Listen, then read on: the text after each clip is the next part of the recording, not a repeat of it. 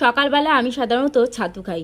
অন্য কিছু খাওয়ার আমার একদমই ইচ্ছে করে না। ছাতুটা তাড়াতাড়ি গোলাও হয়ে যায় আর তাড়াতাড়ি ঢকঢক করে খাওয়া হয়ে যায়, তাতে কাজের অনেকটা সুবিধা হয়। তবে আজ ছাতু শেষ হয়ে গেছে, কি খাই ভাবতে ভাবতে মনে পড়লো যে না, ঘরে তো বড় লোকিয়া কুকিজ আছে।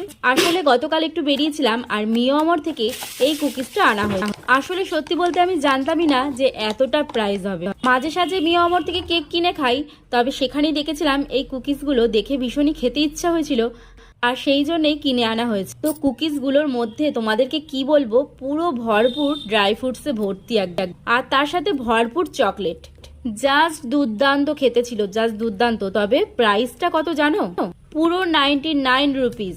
আচ্ছা, আমি একটা কথাই ভাবি, বড় বড় ব্র্যান্ডের জিনিসগুলোতে 1 টাকা কেন ছাড় দেয়? আমি তো সেটাই বুঝতে পারি না। 1 টাকা কি তাদেরকে আমরা দেবো না বলেছি?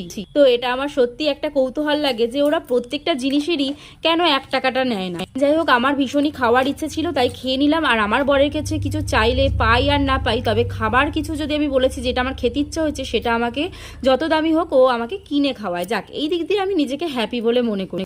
আর আমার মনে হয় জীবনের ছোট ছোট এই শখ বা ইচ্ছেগুলোকে অবশ্যই প্রাধান্য দেওয়া দরকার আছে।